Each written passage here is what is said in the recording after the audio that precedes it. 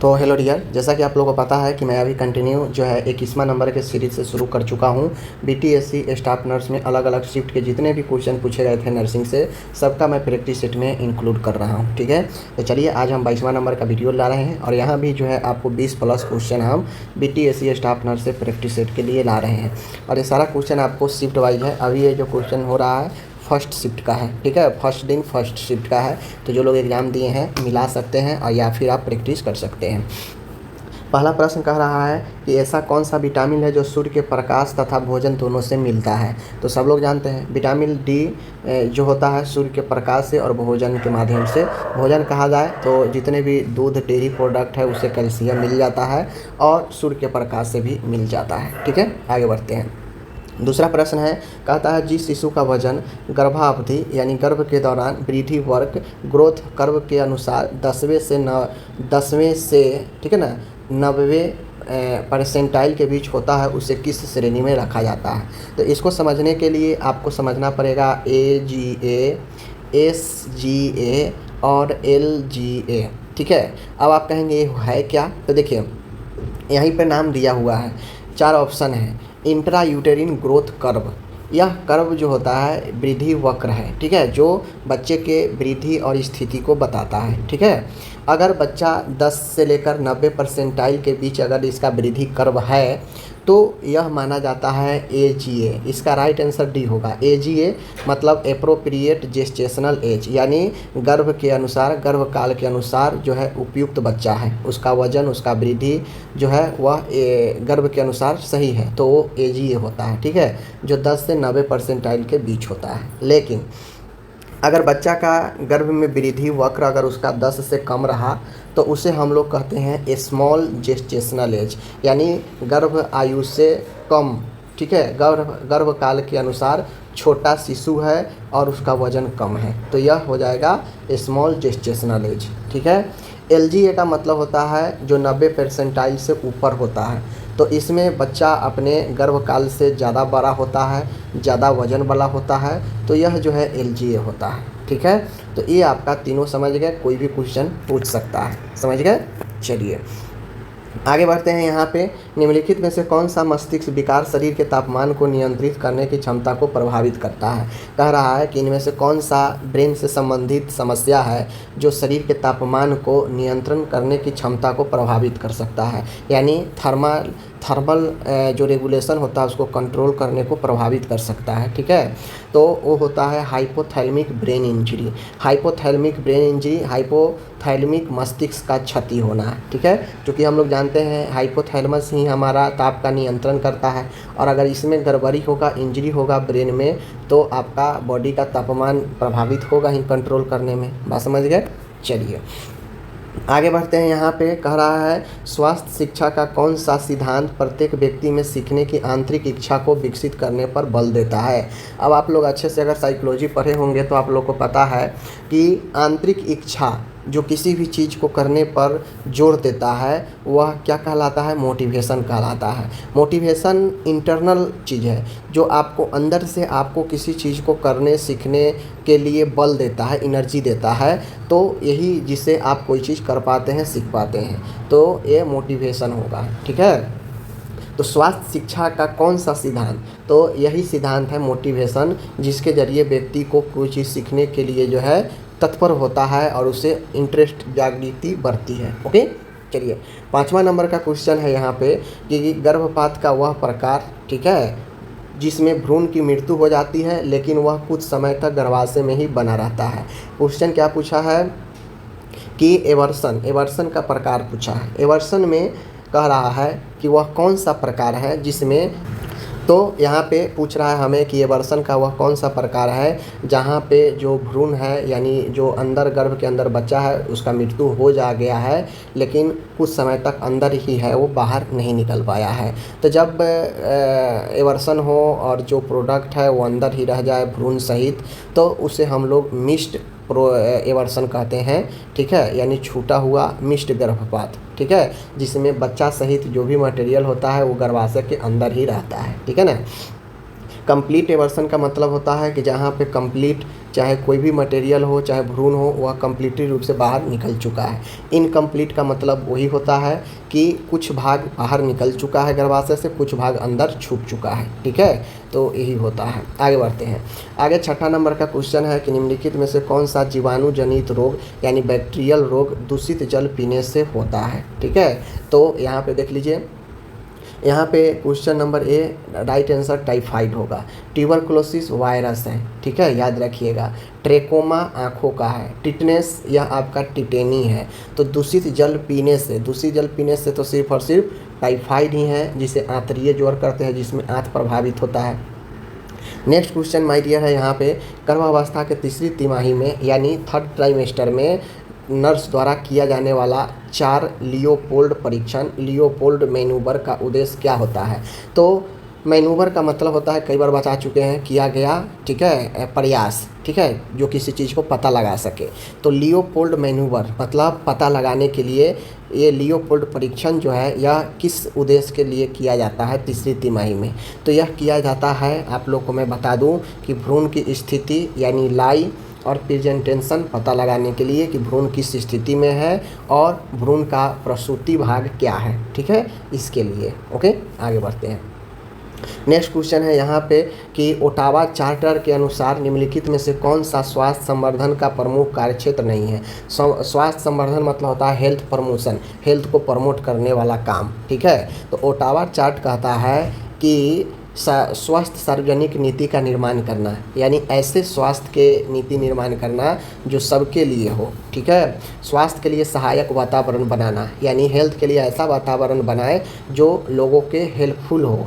व्यक्तिगत कौशल का विकास और स्वास्थ्य सेवाओं का पुनर्निर्देश करना, यानी लोगों को इंडिविजुअल स्किल डेवलपमेंट और स्वास्थ्य सेवाओं के पुनर्निर्देशन करना, यह जो है इस ओटावा चार्ट में है। लेकिन ओटावा चार्ट जहाँ पे स्वास्थ्य के लिए समुदाय काम को प्रमोट करता है, लेकिन यहाँ पे कह रहा है कि यह प्रतिबंध करता है। ठीक है, तो ये गलत है, यह रेस्ट्रिक्ट नहीं करता है, जबकि यह क्या करता है, प्रमोट करता है। तो अपना यहीं पर गलत हो जाएगा, क्योंकि समुदाय के लोग ज़्यादा से ज़्यादा समुदाय में काम करेंगे, हेल्थ जो वर्कर होते हैं ज़्यादा से ज़्यादा समुदाय में काम करेंगे, तो वहाँ पे अच्छे स्वास्थ्य सुविधा प्रोवाइड होगा, तो लोगों में अच्छे स्वास्थ्य होगा। ठीक है, जबकि काम को अगर हम रेस्ट्रिक्ट कर देंगे, प्रतिबंध कर देंगे, काम नहीं करेंगे स्वास्थ्य में, समुदाय में, तो अच्छा स्वास्थ्य लोगों के बीच में नहीं पहुँच पाएगा। ठीक है, तो ये अपना पहला गलत हो जाएगा। ठीक है, 9वां क्वेश्चन है यहाँ पे, गंभीर एलर्जी प्रतिक्रिया के कारण होने वाले शॉक को क्या कहते हैं।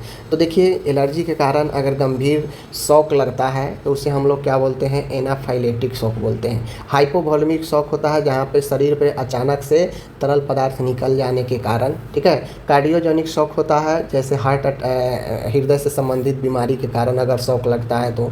न्यूरोजेनिक शॉक होता है जो ब्रेन इंजरी के कारण अचानक से ब्रेन में चोट लगना या कोई भी न्यूरोन के समस्या, न्यूरोटिक समस्या के कारण अगर शॉक लगता है तो न्यूरोजेनिक शॉक होता है। ठीक है ना।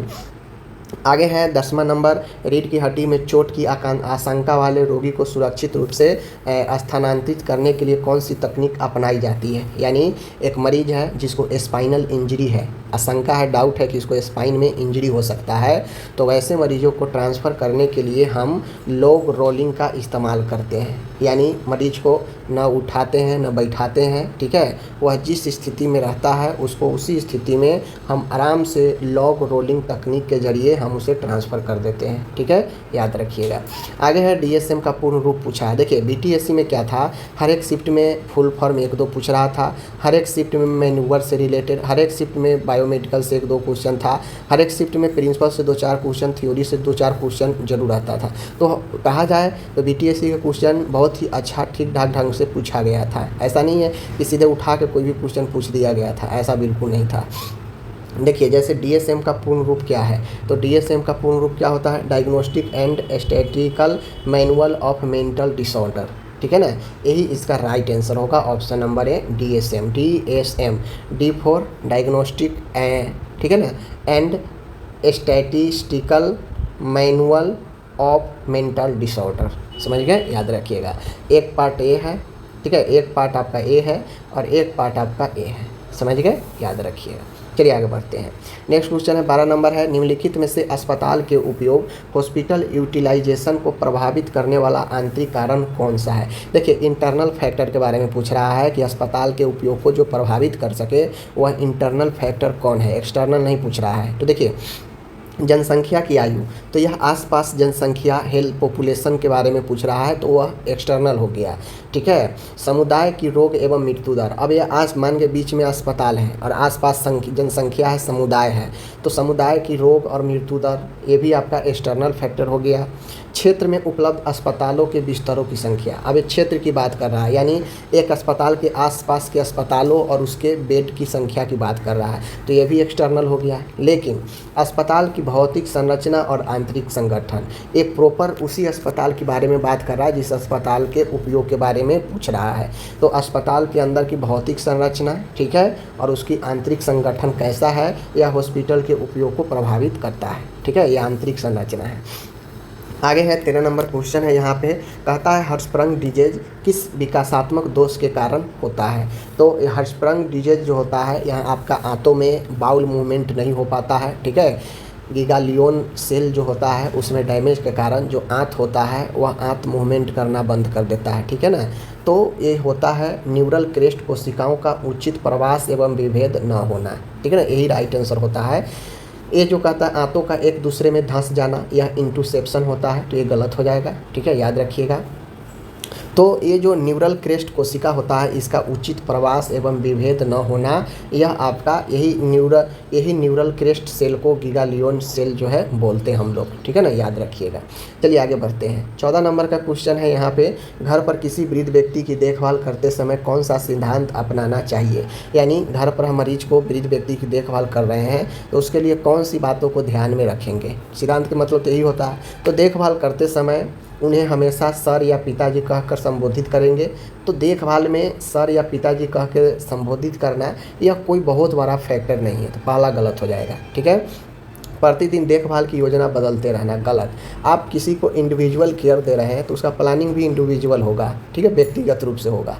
तो बार बार जो आप उसके घर पर देखभाल कर रहे हैं वो एक लाइन से प्लानिंग बनता है, डेली रूटीन केयर में देखभाल चलते रहता है, बार बार प्रतिदिन योजना नहीं बदला जाता है।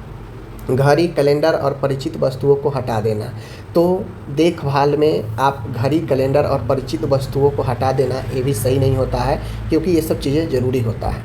तो इसका राइट आंसर होगा कि वृद्ध व्यक्ति उनके घर एवं परिवेश की जानकारी लेकर उसी के अनुसार देखभाल की योजना बनाना। देखिए जब किसी वृद्ध व्यक्ति को देखभाल देते हैं तो चूँकि यह जीरियाट्रिक केयर हो गया जिसमें पैलिएटिव केयर भी आ जाता है। अब मरीज़ यहाँ पे जीवन में अपना वापस पूर्ण रूप से एडल्ट नहीं हो पाएगा, तो वृद्ध व्यक्तियों की देखभाल आप जितने सपोर्टिव केयर देंगे अच्छा रहता है। तो उसके लिए वृद्ध व्यक्ति, उसका घर, उसका परिवेश का जानकारी लेकर और उसी के माहौल के अकॉर्डिंग हम योजना बनाते हैं। ओके, तो यही अपन राइट आंसर बी होगा। देखिए प्योर थ्योरिटिकल क्वेश्चन से पूछा गया था। 15 है, यदि रोगी की आँखों के ऊपर और आँख के ऊपर, समझ गए, और नीचे, आँख के नीचे भी सिर दर्द, बुखार और नाक बंद होना तथा म्यूकस गाढ़ा श्लेष्मा आना, यह किस रोग का संकेत है। देखिए कह रहा है आँख के ऊपर यहाँ, समझ गए, नीचे यानी इधर भी, नीचे भी हो सकता है आँख के, सिर दर्द, ऊपर पूरा हेडेक, बुखार आना, ठीक है, नाक बंद हो जाना तथा गाढ़ा म्यूकस आना, श्लेष्मा आना। देखिए होता क्या है, कह रहा है कि सिर दर्द, बुखार आना, नाक बंद हो जाना, तो कहीं ना कहीं ये नाकों से रिलेटेड भी समस्या होगा। तो हाई हे फीवर में ऐसा नहीं होता है, टेंशन हेडेक में भी ऐसा नहीं होगा, माइग्रेन में भी ऐसा नहीं होगा। साइनोसाइटस जो है इसमें म्यूकस आएगा। तो साइनोसाइटस एक इन्फ्लामेशन है साइनस का, जिसमें नाक बंद होना से लेकर साइनस में इन्फ्लामेशन, सिर दर्द, बुखार, आँख के ऊपर दर्द, आँख के नीचे दर्द, ये सब पॉसिबल है क्योंकि साइनस में समस्या होता है। और आपको पता है साइनस एक गड्ढा संरचना है जो आँख के ऊपर अगल बगल नाक के एरिया में भी होता है। ठीक है ना। चलिए 16 नंबर का क्वेश्चन है, यहाँ पे कह रहा है गर्भावस्था के दौरान इंसुलिन में क्या परिवर्तन होता है। तो गर्भावस्था के दौरान इंसुलिन का स्राव कम हो जाता है ठीक है। इंसुलिन का स्राव पहले जैसा रहता है, इंसुलिन का स्राव बढ़ जाता है, तो ये गलत है, ठीक है। देखिए स्टार्टिंग में जब क्या होता है, प्रथम तिमाही यानी फर्स्ट ट्राइमेस्टर होता है, तो वहाँ इंसुलिन का स्राव बढ़ता है, समझ गए। यानी प्रेगनेंसी पीरियड में इंसुलिन में जो फर्स्ट ट्राइमेस्टर होता है वहाँ पे सिक्रेशन इंसुलिन का बढ़ जाता है, ठीक है। द्वितीय और तृतीय तिमाही जब आता है तो वहाँ पे इंसुलिन प्रतिरोध बढ़ जाता है। जिस प्रकार से फर्स्ट ट्राइमेस्टर में सिक्रेशन बढ़ता है इंसुलिन का, उसी प्रकार से द्वितीय और तृतीय में इस बढ़े हुए सिक्रेशन को विरोध में काम होने लगता है, रोकने लगता है इसके सिक्रेशन को, ठीक है। 17 है, ग्राम स्टेनिंग तकनीक द्वारा ग्राम पॉजिटिव एवं ग्राम निगेटिव जीवाणुओं में अंतर किस आधार पर किया जाता है। तो देखिए ग्राम पॉजिटिव और ग्राम निगेटिव दो प्रकार के बैक्टीरियल, ठीक है, आपको पता है। तो इन दोनों में अंतर जो होता है उसके कोशिका भित्ति के आधार पर होता है, ठीक है ना, सेल वाल के संरचना के आधार पर होता है। तो ये चीज़ें ध्यान में रखिए, ऑप्शन नंबर बी। ये डायरेक्ट क्वेश्चन था, कोई ज़्यादा इसमें नहीं है। 18 नंबर क्वेश्चन है, नर्सिंग प्रोफेशन की कौन सी विशेषता स्वतंत्र रूप से पेशेवर निर्णय लेने की क्षमता प्रदान करता है। Status, autonomy, prestige, regulation. देखिए रेगुलेशन का मतलब होता है विनिमय करना, यानी रेगुलेट करना, नियम बनाना। प्रेस्टाइज मतलब होता है प्रतिष्ठा, और स्टेटस में भी होता है प्रतिष्ठा। तो ये तीनों का कोई उतना मतलब नहीं है। लेकिन ऑटोनोमी जो होता है यह स्वयं निर्णय लेने की क्षमता को बताता है कि आप कितना ज़्यादा पेशेवर रूप से कुशल है। अगर जितना ज़्यादा पेशेवर रूप से मजबूत होंगे आप ऑटोनोमी सेल्फ पर जो है स्वयं का निर्णय ले सकते हैं, ठीक है ना।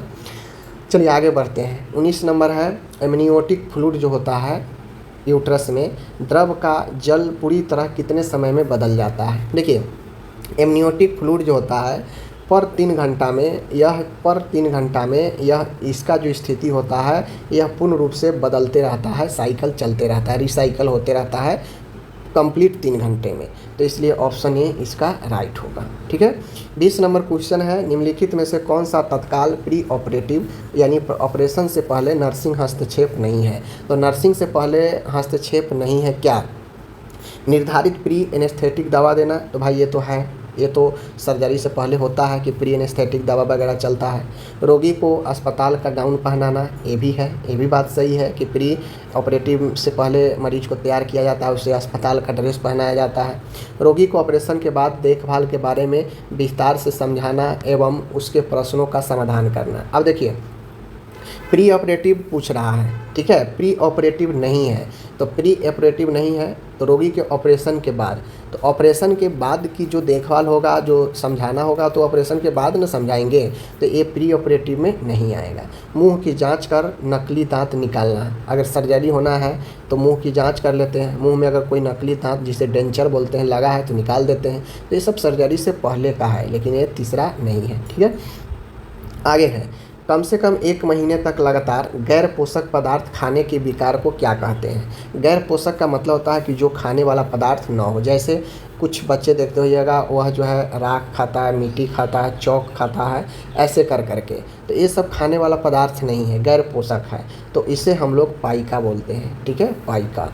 नेक्स्ट क्वेश्चन है 22 नंबर, कहता है Chadwick sign, Goodell sign, Osiander sign, ये सब साइन आप लोग को पता है।